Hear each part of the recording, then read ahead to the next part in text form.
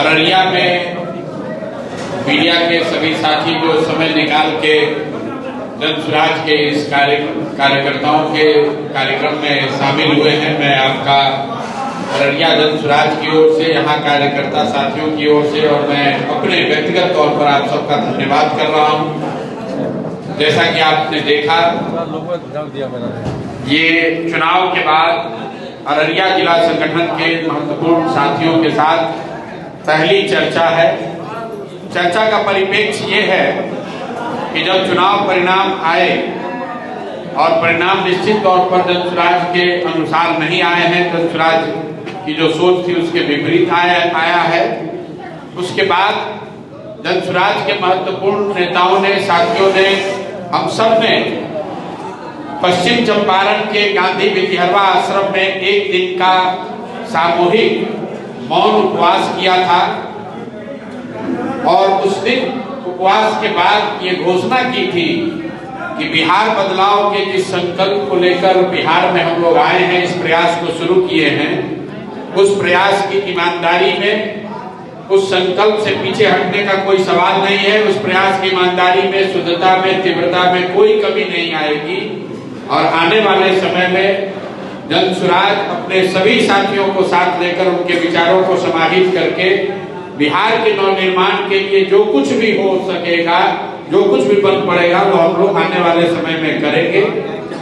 ये बिहार नवनिर्माण का जो अभियान है वो सरकार बनने के 6 महीने के बाद शुरू होना है, लेकिन बिहार नवनिर्माण के अभियान में जन स्वराज जनता के साथ जुड़कर अपनी बात, उनकी बात को रख सके, उनकी आवाज बन सके। उसके लिए जरूरी है कि जन स्वराज का जो संगठन है उसको फिर से पुनर्गठित किया जाए, उसको मजबूत किया जाए, उसको निचले स्तर तक पहुंचाया जाए। इसीलिए आज ये बैठक हुई है।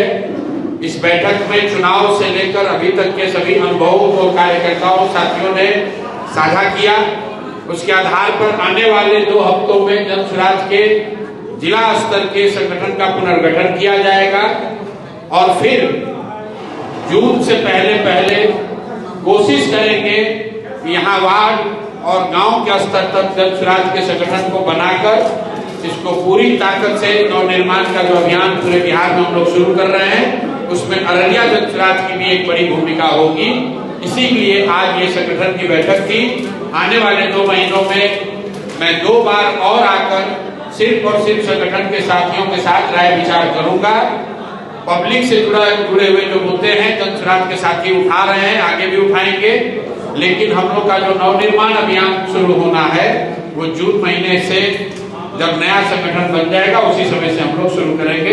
बहुत बहुत धन्यवाद। सर, बिहार में सीएम फेस का घोषणा हो चुका है, जिनकी डिग्री पे आप सवाल उठा रहे थे, उनको मुख्यमंत्री का घोषणा किया गया उनके नाम पर। ज्ञान की भूमि बिहार, ज्ञान की भूमि बिहार को ये चाल चरित्र चेहरा का दावा करने वाली भाजपा का पहला सौगात है। ऐसे व्यक्ति को मुख्यमंत्री बनाए हैं जिसका चाल, चरित्र और चेहरा तीनों चर्चा का विषय होना चाहिए। लेकिन ये नई भाजपा है और इन्होंने दिखाया है कि बिहार को अब गुजरात से चलाया जाएगा।